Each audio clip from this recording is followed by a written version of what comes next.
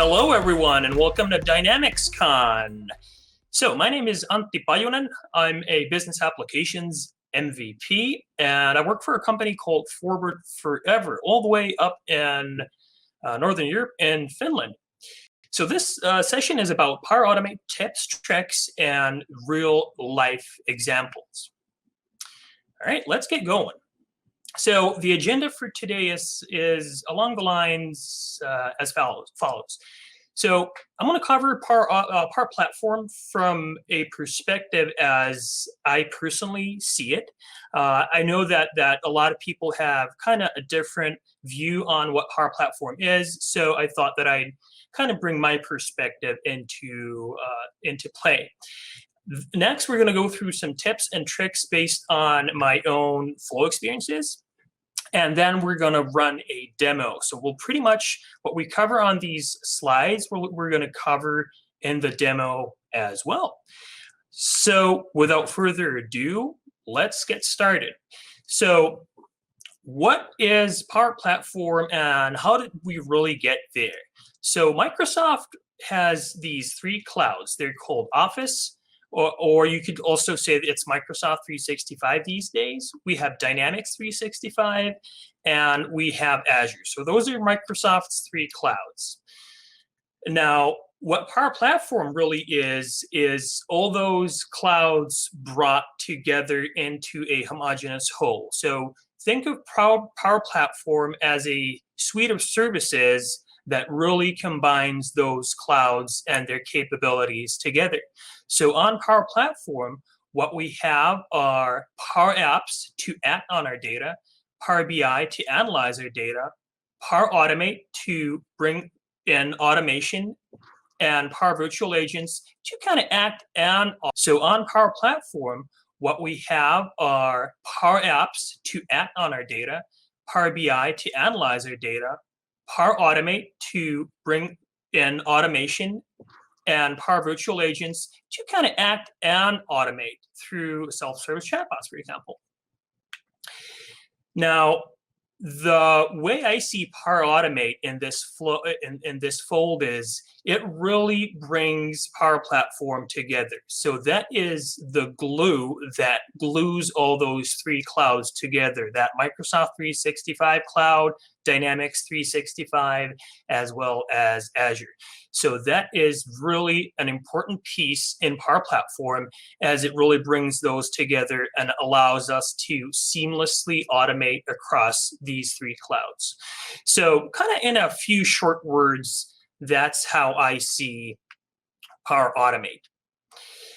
So now that we've covered what Power Platform is and what Microsoft's three clouds are, let's go into really the session and dive deep into those flow tips and tricks.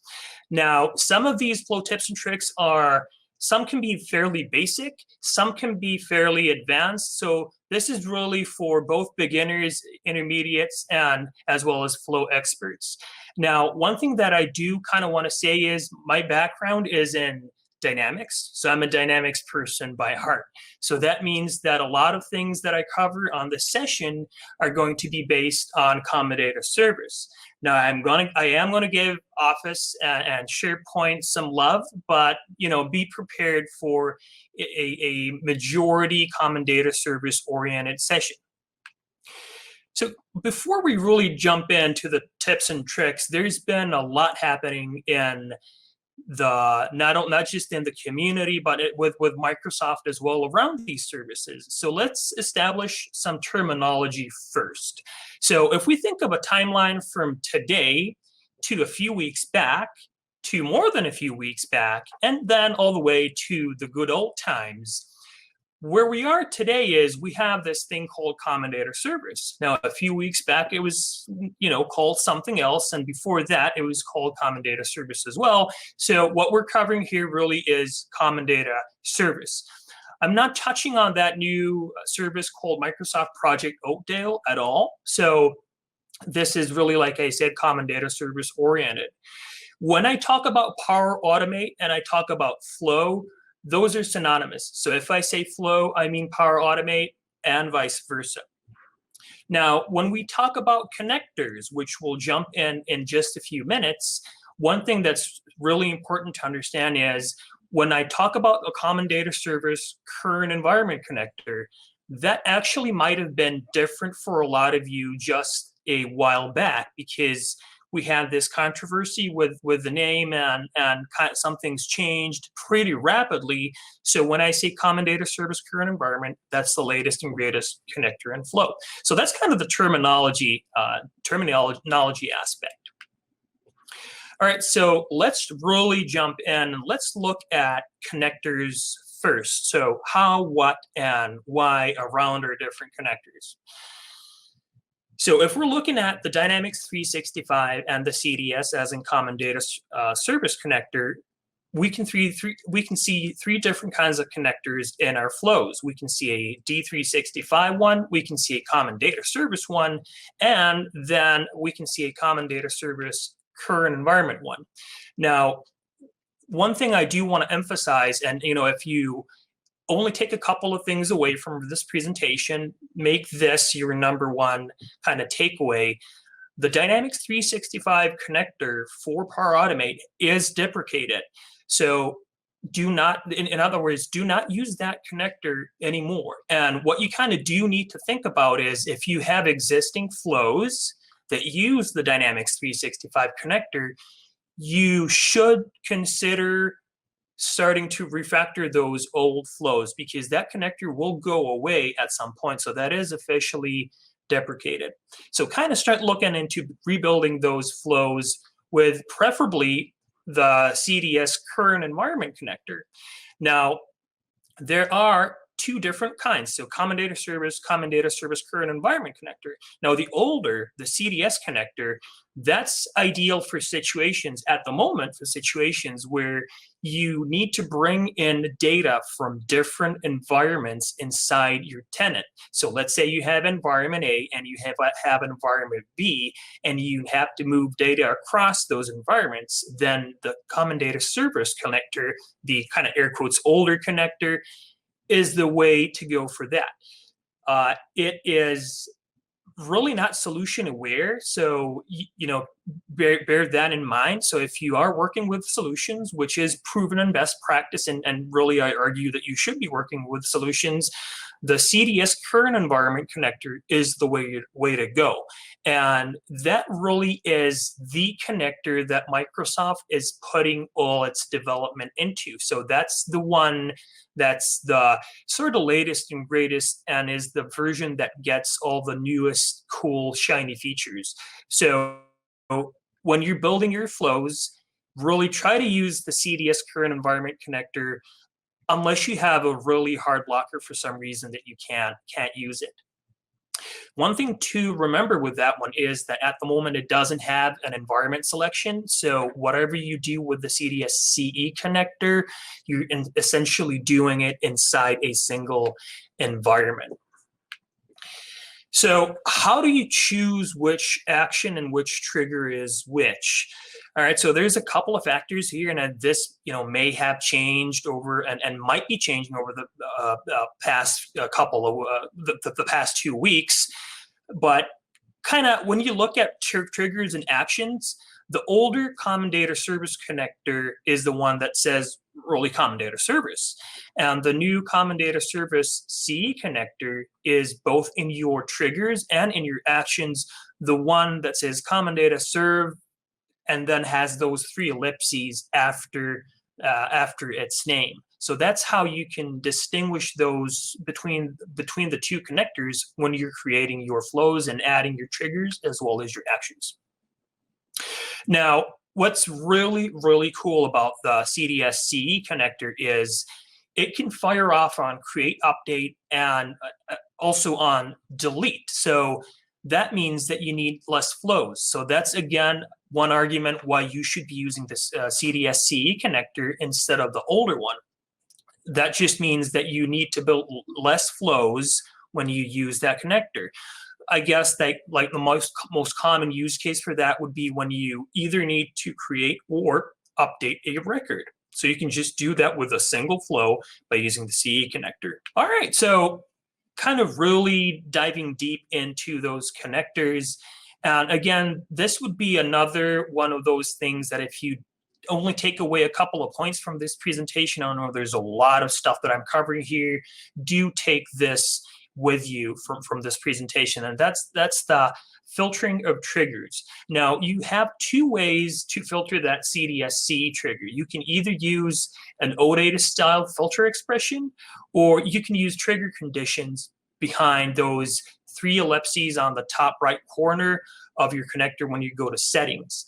Now, trigger conditions used to be the only way to filter before OData style filter expressions, and they're definitely a lot harder to use. And if you really want to learn those trigger conditions, a good way to learn them is to go to Eliza Benitez's What the Flow blog series. That's a great place to start learning flow and Power Automate. But really, the OData style filter expression is a great way to filter when you want your flows to fire off. And I would really argue that you really want to use those filters. You want to reduce the number of flows that are fired off, and you can very effectively do that by setting your filter expressions. So here in this example, what is happening is I have a filter expression, first name equals Mike and last name equals Ipsum.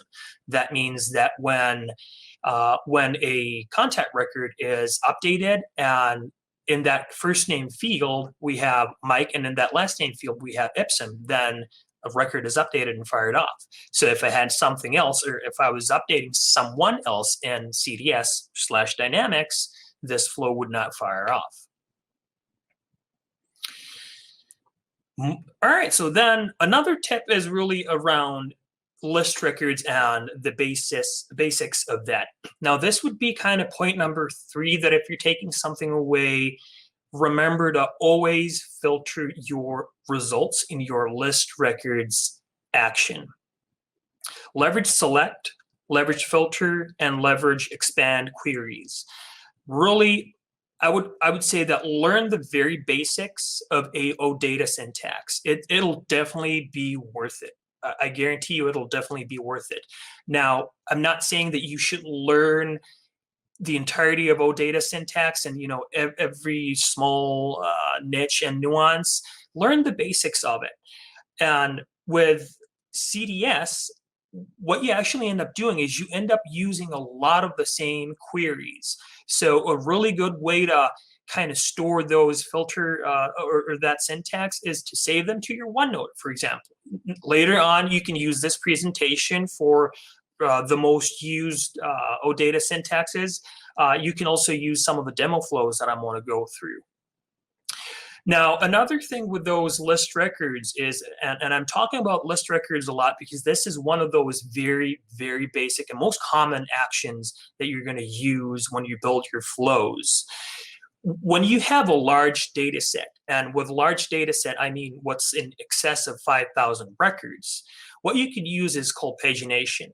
And that way you can increase the threshold of the amount of records that the list records action returns. Now, this used to be different, and I think this is still different for the regular Common Data Service connector as opposed to the Common Data Service CE connector. Now, different connectors, different actions have a different limit in how many records you can actually retrieve. But with the CE connector, that's 5,000 records. It used to be 512, and I think it got bumped up to 1,024 or something like that. And yeah, they increased it again, and now it's 5,000. So you can increase that to about 100,000. Now, if you have to go past and over, I'd say 100,000-ish, then you would need to bring in some sort of batching logic into your flow. All right, so let's move on. So when we look at filtering our list records actions, there are actually some different ways that filtering is done depending upon what we're actually filtering. So if we are filtering based on a string, The way it works is you actually put that string inside single quotes. So for example, if I'm listing all my contact records and I want to list those contact records that have a first name of Mike, I'd punch in first name equals Mike and Mike in single quotes. Now, if I want to filter based on an integer, it actually works a bit differently. So what I would do is I would, name that option set, for example, preferred contact method equals, and then I would punch in that integer without single quotes. So with strings, I have single quotes. With an integer, I don't have a single quote. So these are exactly those things that you might want to put in your OneNote so that you can access them really fast and easily when you're building your flows. Because, at least me, I kind of tend to forget about these, to be honest. Despite the numerous flows that I've built, I'm always like, was this with quotes or without quotes? So having that OneNote handy and really close by helps a lot. So the fun continues. We're still with list records. And again, want to emphasize, we're talking about list records a lot because this is one of the most frequently used actions that you're going to use in flows when you work with common data servers.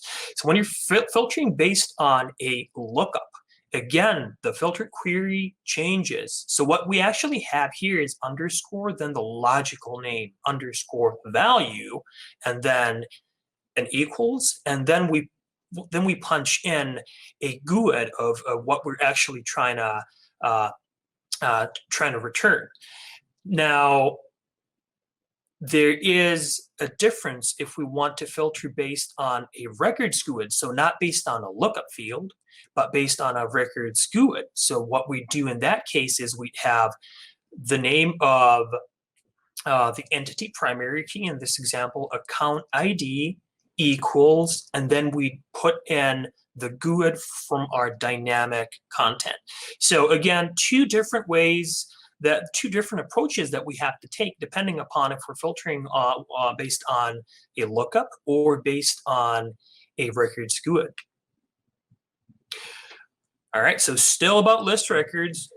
Don't worry, this is, we're going to jump into another thing beyond list records soon. The kind of the final piece around filtering list records is based on FetchXML, and this is super powerful. This is really super powerful. So FetchXML based filtering, that allows you to go even deeper when you're doing your filtering logic. And again, don't be worried that you need to actually be able to write FetchXML. You don't have to work too hard. You can just use MVP unit reps FetchXML builder, which gets the job done. Now, another option could be to use advanced find and be done like that. But with FetchXML builder, you can get your FetchXML written pretty easily. Now, with Microsoft Graph, this is for those, I want to say those Office fans and SharePoint fans.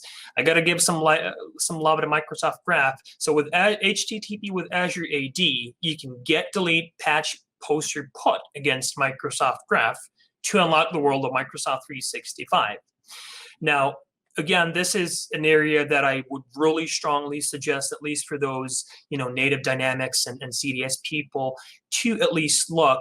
Microsoft Graph can be super powerful in your flows. So I would say that learn some basics of how Microsoft Graph works, how you query those APIs, what are their limits. The doc side of Microsoft is really great for this. All right, so then some tips and tricks. What, when, and how. So concurrency control on a trigger. This is something that you can turn on.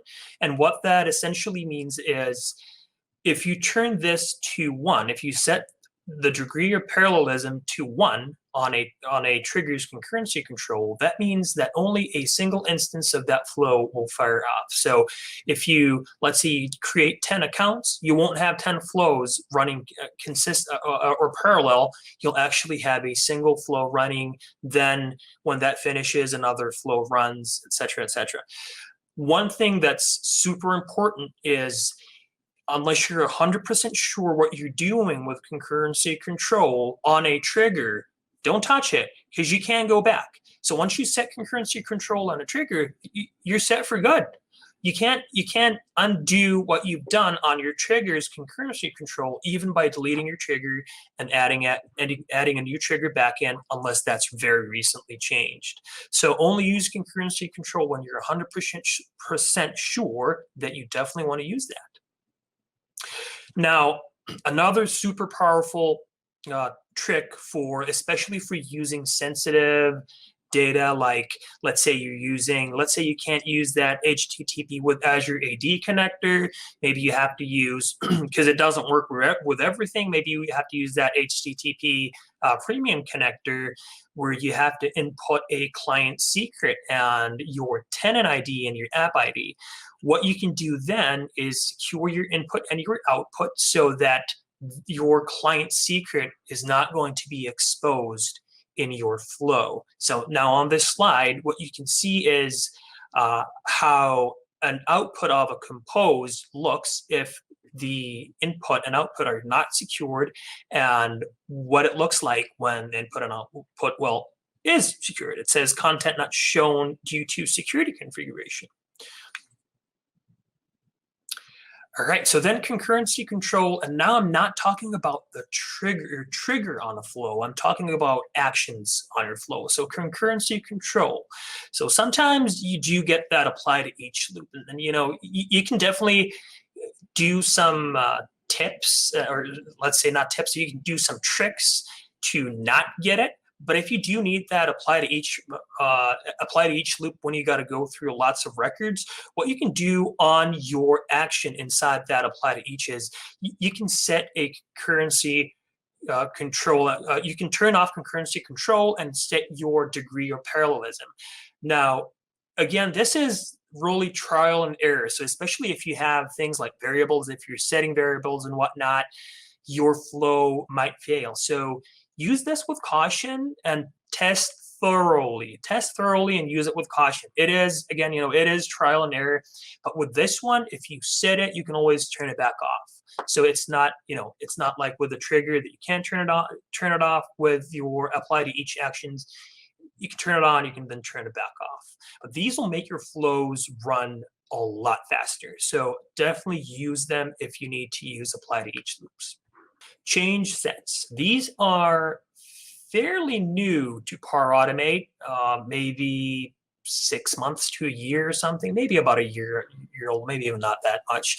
But change sets, essentially what they are is you can run CDS, and again, CDS CE connectors create, update, or delete actions in a single transaction. So that is a single API call.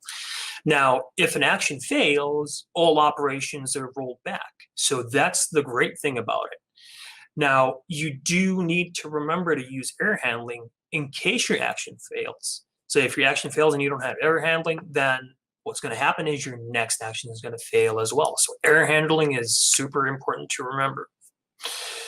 Another thing to use is child flows. Now, this is really important especially for complex flows. So if you have very long and complex flows, really best and proven practice is to dissect those long flows into smaller chunks and use child flows for those. So here's just an example of how you can put your input parameters into a child flow and kind of what your child flow then spits back into your parent flow. Now, sometimes with your child flows, you might see something like this. So embedded connections error. And this is, huge kudos to MVP Tomasz Pozitek. He's written about this. So if you see this in your child flows, then that's an embedded connection error. And at least, for me, that sometimes happened with a Power Apps trigger in a child flow. So what I've done is I've replaced that Power Apps trigger with a manually trigger a flow trigger so that you can edit the run only users for that trigger. So if you see an embedded connection error, then check if you have a manually trigger a flow trigger. If you do, then set the run only users. right, so clearing lookup fields. This is really interesting. So to clear lookup fields, a simple null expression doesn't work. So what you actually have to do is unrelate records. So when you have a lookup field with a value, unrelate records, null does not work. Again, on another point, when you're setting lookup fields, and not just clearing them, when you're setting lookup fields, OData syntax is used. If you use the CDS, the old connector, you can just punch in dynamic content and everything works. But with the CDS CE connector, and again, I'm talking about the CDS CE connector, what you have to do is you have to put in and you have to use entity name in plural, followed by a GUID in parentheses. And this might be a bit tricky sometimes because not all entity schema names / logical names are not what you think. So for example, case is incident, activity is activity pointer, invoice line is actually invoice detail. So here what I'm doing is I'm setting a lookup value for accounts. So I'm punching in accounts in plural and then that dynamic content, that GUID in parentheses. So that's how you set up lookup fields. Some frequent expressions. Here's a frequent expression for list records action. If you want to check if that action returns any records. And we're going to cover these in the demo, which I'm going to jump into very soon. Another very frequent expression is when you want to compose the first returned record from a list records action. Now, these are again some of those expressions that you might want to copy paste into your OneNote, or have this presentation at hand as you're working with your flows. Another frequent expression is when you want to compose a value from a specific field and from the first returned record in a list records action. So specific field from the first record that's returned. Now there's two different kind of ways to do that. The first one of these examples will actually cause your action to fail if the field in question does not have a value. So that's where, if you wondered why that, why sometimes you see that question mark. So here in the expression that's further up, we have a dot field name, whereas on the one that's further down, we have that question mark and then square bracket, the field name in square brackets. So it's sort of, you could say it's conditional. If there is no value in a field, should your flow fail or should your flow keep on rolling? Again, it's different use cases, but just kind of keep in mind that you have different expressions that you can use to determine how your flow will proceed. And remember to use error handling. That's an important step as well. More on frequent expressions. If you want to compose a string from a value, for example, OData syntax for setting lookup fields, you could do something that looks pretty incredible, to be honest. Wow, first split, last split. Definitely something that personally, if you ask me to write a first split, last split, I probably can't do it off the top of my head. So I do have to copy paste that. But just a powerful example of what it can do is, you can, for example, extract a word from a sentence. So if we have a very long sentence and we want to extract the word cool, for example, this is what we would do that you see right here. All right, so another thing is if you want to choose a certain value from an HTTP request, instead of using parse JSON, you could use a simple body expression like the one that we see right here. All right, so with that is finally the end of the slide. So let's jump in the demo and let's hope that our demo gods have been and are good for us. So we are here in Power Automate. So let's kind of jump in and dissect some of those concepts that I just covered in that slide deck. So we have two flows here at the top. We have a flow that we can edit, and then we have a flow, let me just click there, that has already been run. Now, there's a lot of, there's a lot of jumping between these two flows, so kind of try to keep up. I can't display and illustrate all of these through a single flow, so I do need to have a couple of tabs open. But anyways, let's get started and try to keep up. All right, so here we have that filter expression for our trigger. So we want this trigger to fire off when our first name is Mike, last name is Ibsen, and our email address equals Mike Ibsen and blah, blah, blah. So here's an example of a filter expression that we have on our flow. Here we have just normal get records actions for our contacts. And the first thing that we're going to cover is update records in a scope. Now, what is a scope? That's essentially a very easy way to group together similar actions. It makes your flow a lot cleaner and easier to read. So if you kind of look at the flow that I have right here, if I didn't have scopes, this would be, it would be pretty horrible to go through. All right, so here what we're doing is we're actually trying to update our contact record by clearing company name with null.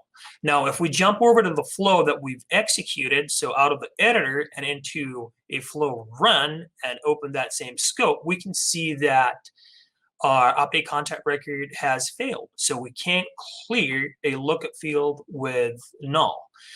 Now, what's important again to remember is to build in error handling into your flow. So if we look at the unrelate records action that now unrelates that contact from account, and we go to these ellipses and we check under settings. No, we're not going to check under settings. We're going to check under configure run after. You almost got me there. Is the error handling that we build in flows is built into the next action that follows the one that we think is going to fail. So error handling is built into this action, and we're saying that, continue and run this action even though this one fails. That's how we can, move on in our flow. So this is that unrelate records action. Now, here's an example of that update contact and setting a lookup field. So what we're doing here is we're setting the accounts lookup field that we just unrelated. So we have accounts in plural, and then we have parentheses, and then GUID for our account. So this is how that lookup field is now set. Here what we're doing is we're unrelating our contact record again, and in the next action that follows it, so you might be wondering, why am I relating, unrelating? I'm showing you different ways of actually, populating that lookup field. So one way of doing that is using that first split, last split expression to get that account name in plural from at odata.edit link. So this is, you might be like, what are you doing that?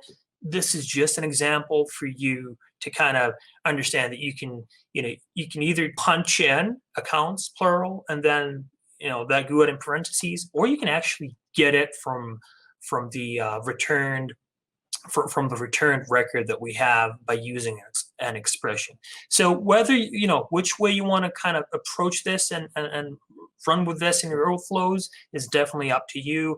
Flow offers you several different ways of several different methods to get your flow accomplished and to accomplish things. So here what we have is just a random string, and what we're doing here is taking that first split, last split action again to extract a string out of a random string out of this value. And if we jump into our flow, we can see that cool is composed. So with that first split, last split, we can get cool out of this flow. All right, change sets. When we're executing a change set, so here is create a new account record and update an account record. So let's actually look at our flow run for our change set here. You can see that that change set has failed, and it's actually failed on our update contact record. Now, again, you can see that error handling built in here. So if I did not have error handling built into this scope, when this change set fails, my flow would actually just terminate as failed. So you do need to build in, again, that error handling. That's super important to remember. I think this would be when I said if you don't remember everything, take some key takeaways. I think we've covered 3. This would probably be takeaway number 4 if my math is correct. All right, so that is change sets. All right, so let's look at our list records action here. So what we're doing is we're returning some contacts, first name equals Mike. And now we got a couple of different ways of actually extracting information from this list records action. So what I'm going to do here on the left is I'm going to return the whole, the first returned, the first returned body of the whole thing that we're kind of listing. I'm running out of words to explain what I'm trying to do. The whole record, the first whole record of this list record, of what is returned from this list records action. Oh, I got there. Good. All right. And then what I'm doing here is I'm extracting first name.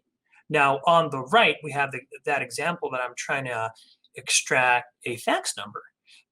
But if no fax number is found, then this one will fail. Remember, it doesn't have that question mark.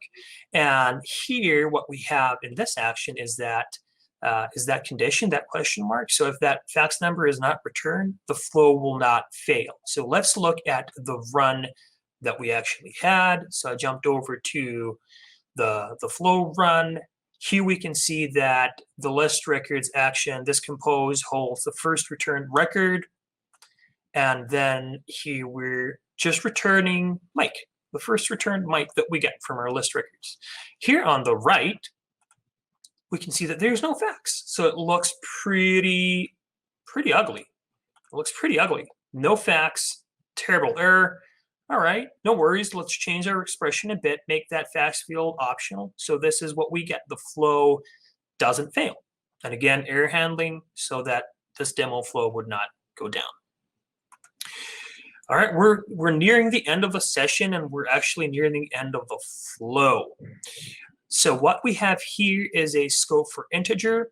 Again, I'm listing records, doing that same thing again, filter query for an integer, and then I'm again composing preferred contact method code. And here on the right, I'm doing the same thing, but I'm using that secure input and secure output. So let's see how this looks when we're actually in the flow or in the flow run. Here's my listed integer. Number 1 is returned. When I've secured input and output, this is all I get. Content not shown due to security configuration. So if number 1 was super secret, it wouldn't be exposed when I am securing input and securing output. All right, so here is, moving on, here is an example of that concurrency control. So if I go to settings, I had an apply each here. I was a bit quick, so let me cancel out and show this again. So I have an apply to each loop right here.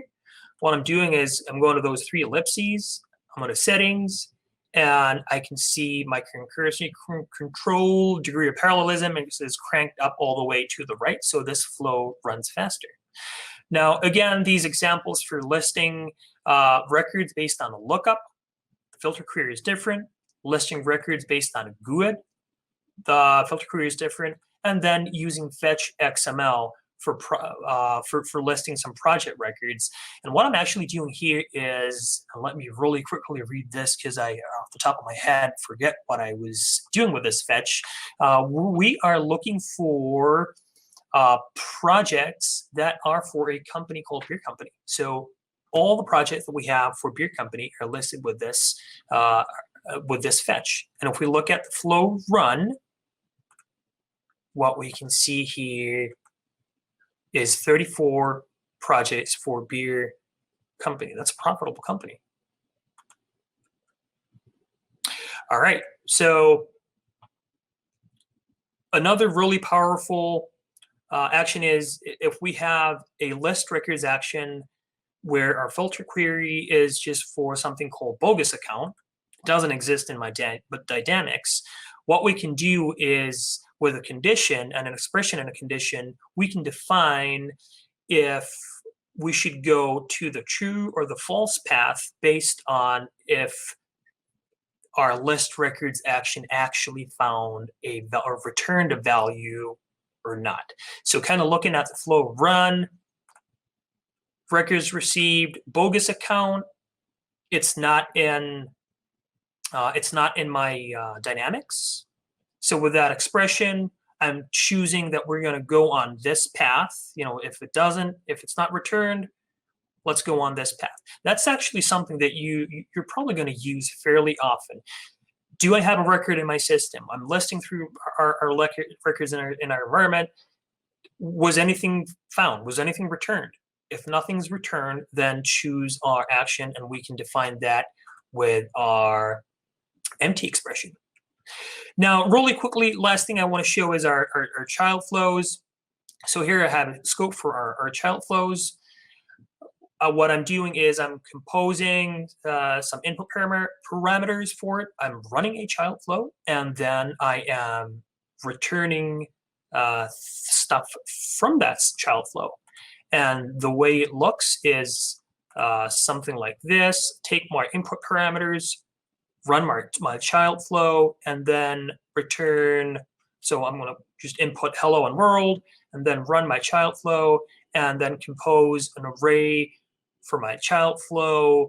Yeah, we're not going to have time to jump into that child flow right now. That is a different topic. And then just the last thing that I want to cover is Microsoft Graph. So when we invoke an HTTP request with HTTP with Azure AD, we can do all that cool stuff with Graph. If this action doesn't work, just replace it to an HTTP premium trigger, because this one, the HTTP with Azure AD, doesn't always work. We can then parse the JSON that was returned from that request, and from that we can compose an email address in a couple of different methods, either by selecting dynamic content or by using an expression. And that expression is shown in our demo flow run right here. That's from the dynamic content, and that is by using an expression. All right, so that was an action and information-packed session. We had 4 takeaways. You might want to replay this session if you kind of want to take away more than those four things. Feel free to reach out to me, if you want to kind of cover some deeper dive tips and tricks, especially around those child flows. All right, and with that, I want to thank you for your time and for attending my session and for voting on it. This was DynamicsCon session on Power Automate tips and tricks. My name is Antti Pajunen, and I'm signing off from Finland.